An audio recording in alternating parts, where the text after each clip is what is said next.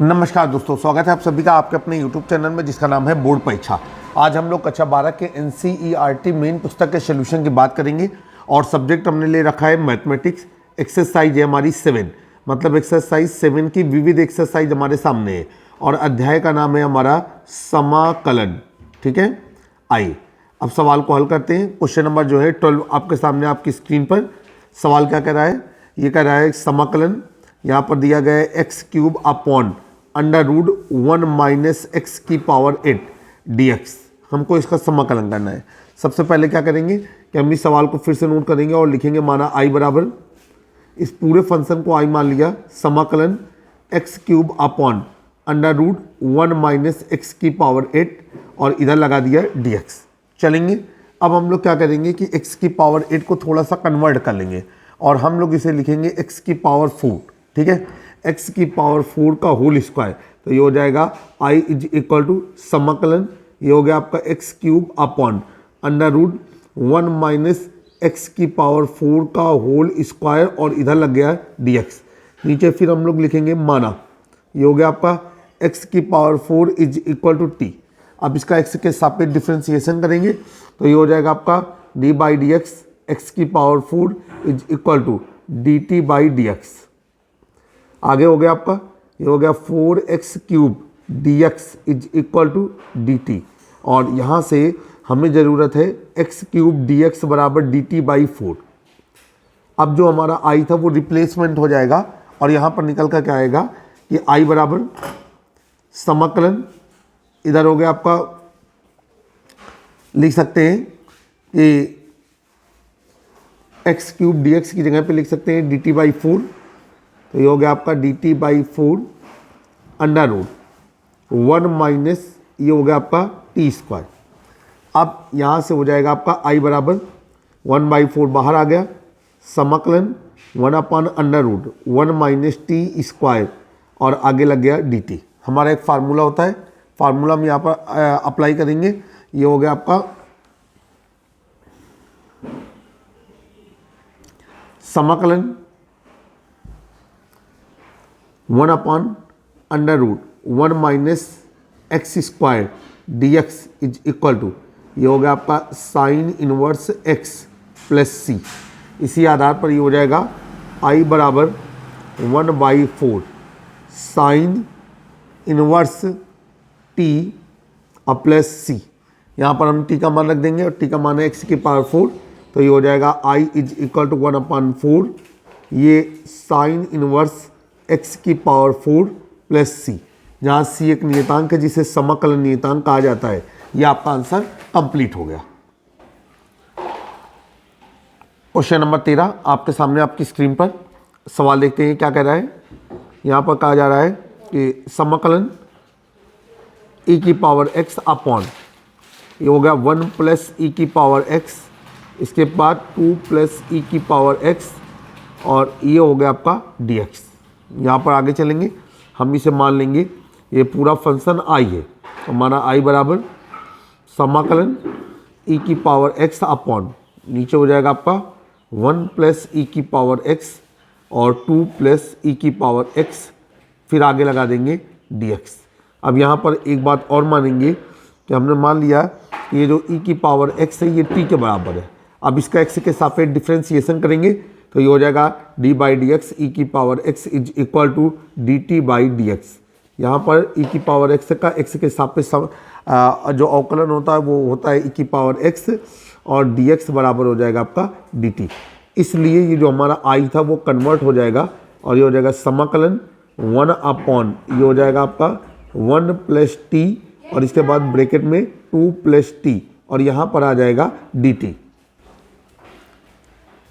अब आगे चलेंगे। अब आगे का जो जितना भी सिस्टम है हम वो किसकी सहायता से सॉल्व करेंगे, आंशिक भिन्नों की सहायता से सॉल्व करेंगे। तो यहाँ पर लिखेंगे माना। देखिए माना क्या हो गया आपका, ये जो फंक्शन था 1/1 प्लस t और इसके बाद 2 प्लस t और ये हो गया आपका a/1 प्लस t और इसके बाद प्लस b/2 प्लस t। अब हमें आगे क्या करना है कि इसको एडजस्ट करना है। अब ये हो गया आपका 1/1 प्लस टी और इसके बाद 2 + t बराबर, ये हो गया आपका a ब्रैकेट में 2 + t + b ब्रैकेट में 1 + t अपॉन नीचे हो जाएगा आपका 1 + t और इसके बाद 2 + t, ये एक दूसरे से कैंसिल हो गए और यहाँ पर बनेगा 1 = a और ब्रैकेट में 2 + t + b और ब्रैकेट में हो जाएगा 1 + t। अब हम लोग क्या करेंगे कि इसका अंदर गुणा करेंगे तो ये हो जाएगा 2a + 2a + at 2a +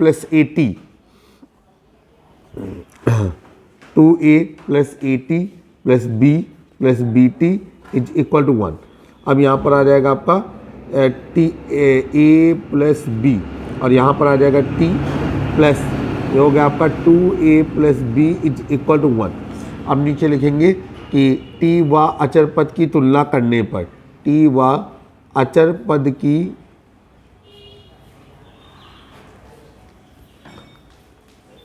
तुलना करने पर,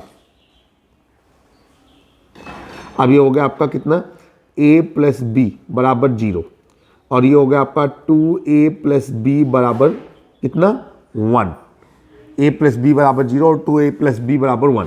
समीकरण नंबर 1 और समीकरण नंबर 2, समीकरण नंबर 1 और समीकरण नंबर 2 को हम लोग क्या करेंगे घटाएंगे। तो यहाँ पर लिखेंगे घटाने पर नीचे वाले समीकरण के चिन्ह बदल जाएंगे, ये कैंसिल हो गया और यहाँ पर आ गया -a = -1 और a = 1। तो a का मान 1 आ रहा है, a का मान समीकरण 1 में रखेंगे। तो यहाँ पर लिखेंगे समीकरण 1 से a + b = 0, तो 1 + b = 0 और b = -1, तो b का मान आ गया -1। अब ये हो जाएगा, इसलिए जो हमारा फंक्शन था वो हो जाएगा समाकलन 1/1 + t, ठीक है। समाकलन पहले लिखेंगे समाकलन, ये हो जाएगा आपका 1 + t 2 + t और dt = ये हो गया आपका समाकलन a, तो 1/1 + t और इधर हो गया आपका dt, ठीक है। और फिर क्या हो गया आपका, फिर ये हो गया आपका माइनस धन ऋण का गुणा ऋण और ये हो गया आपका 1/2 + t और ये हो गया आपका dt, ठीक। चलिए फिर आगे करेंगे, फार्मूला के लगाएंगे। फार्मूला हो गया आपका समाकलन 1/1 + t dt = log mod of, देखिए फंक्शन कुछ ज़्यादा बड़ा फार्मूला अपने रियल स्टिक पद पे लगेगा, तो log mod of t base e + c। तो इस आधार पर हमारा हो गया आपका कि बराबर log mod 1 + t base e minus log mod 2 + t, ठीक है, और प्लस c।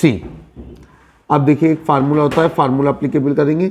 फार्मूला होता है हमारा log m minus log n = log m/n। तो ये हो जाएगा आपका हमारा log m का मान हो जाएगा आपका मॉड में 1 + t और n का मान हो जाएगा 2 + t और प्लस ये हो जाएगा c। अब यहाँ पर हम वापस t का मान रख देंगे, तो ये हो गया t का मान रखने पर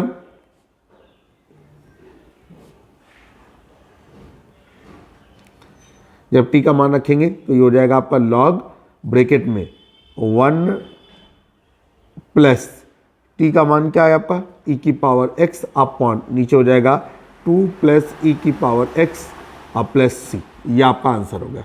तो जब भी हम सवाल को मानते हैं वो इसलिए मानते हैं कि सवाल हमारा आसान हो जाए और आसानी से हम उसको कमांड करते हुए हल कर सकें। सवाल नंबर 14 आपके सामने स्क्रीन पर, सवाल नंबर 14 को लेते हैं। अब देखिए क्या कहा जा रहा है यहाँ पर कि जो फंक्शन है वो है समाकलन 1/, नीचे x² + 1 और इसके बाद x² + 4 और फिर आगे लग गया dx। अब यहाँ पर हम लोग क्या करेंगे, किसे हल करेंगे। फंक्शन को देखते ही पता चल रहा है कि इसे आंशिक भिन्नों की मदद से हल किया जा सकता है। ठीक है, तो हम लोग चाहें तो हम इसे आई मान सकते हैं। तो हम यहाँ पर लिखेंगे हमारा आई बराबर समाकलन 1 अपॉन ये हो जाएगा आपका एक्स स्क्वायर प्लस 1 और ये हो गया आपका एक्स स्क्वायर प्लस 4 और इधर लग गया हमारा dx। अब तथा इसी को हम आंशिक भिन्नों के रूप में भी मान लेते हैं। तो ये हो जाएगा आपका 1 अपॉन ब्रैकेट में हो जाएगा एक्स स्क्वायर प्लस 1 और एक्स स्क्वायर प्लस 4, ठीक है, इज इक्वल टू ये हो गया आपका a x plus B upon नीचे हो जाएगा एक्स स्क्वायर प्लस 1 प्लस ये हो जाएगा आपका c x plus D upon नीचे हो जाएगा आपका एक्स स्क्वायर प्लस 4। आगे चलेंगे, यहाँ पर हम लोगों को क्या करना है कि तिर्यक गुणा करके इसको एक समीकरण के रूप में कन्वर्ट करना है। तो ये हो जाएगा 1 इज इक्वल टू ये हो गया आपका ए एक्स प्लस बी और इसके बाद गुणा होगा आपका एक्स स्क्वायर प्लस 4 का और प्लस ये हो जाएगा आपका सी एक्स प्लस डी और गुणा हो जाएगा आपका एक्स स्क्वायर प्लस 1 का और दोनों तरफ के जो हर के पद है वह आपस में क्या हो जाएंगे, कट जाएंगे। अब यहाँ पर हम लोग क्या करेंगे कि इसका गुणा कर देंगे। तो ये हो जाएगा 1 इज इक्वल टू ये हो गया आपका a x cube plus 4 a x plus b x square plus 4 b plus ये हो गया आपका c x cube plus c x plus d x square plus d. अब हम जब इसके बाद आगे चलेंगे तो हम सब एक तरीके के पदों को एक साथ ले लेंगे। तो ये हो जाएगा 1 इज इक्वल टू ये हो गया आपका a प्लस बी और ब्रैकेट में और ये हो जाएगा आपका एक्स क्यूब प्लस ये हो जाएगा आपका a प्लस बी प्लस सी। देखिए थोड़ा सा गड़बड़ हो रहा है, a प्लस बी प्लस सी और ये ब्रैकेट में आ गया आपका एक्स क्यूब। ठीक है, और अब एक्स स्क्वायर पे जाएंगे तो ये हो जाएगा आपका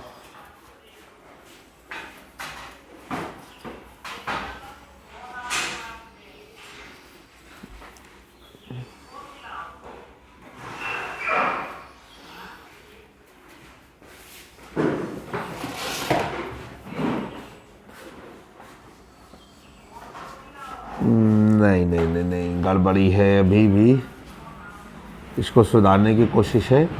तो ये हो जाएगा आपका 1 इज इक्वल टू ये हो गया आपका a प्लस सी ब्रैकेट में और ये बाहर आ जाएगा गुणे में एक्स क्यूब प्लस ये हो जाएगा आपका b plus D into x square plus ये हो जाएगा आपका 4a प्लस सी और ये हो जाएगा x और आगे हो जाएगा plus 4b plus D is equal to बस इतना। अब यहाँ पर लिखेंगे कि x cube comma x square comma x व अचर पदों की तुलना करने पर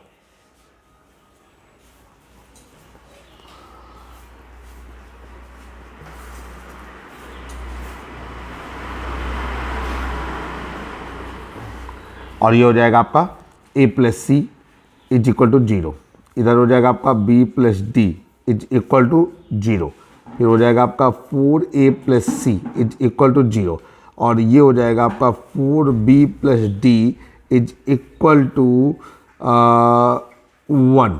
ठीक है, अब जब आप इसे हल करेंगे तो आपको a b c d का मान प्राप्त हो जाएगा। तो यहाँ पर लिखेंगे कि समीकरण नंबर 1, 2 और 3 और 4 इनको आप हल ही कर लेंगे, मैं इनको बताता नहीं हूँ। तो यहाँ पर लिखेंगे समीकरण के हल से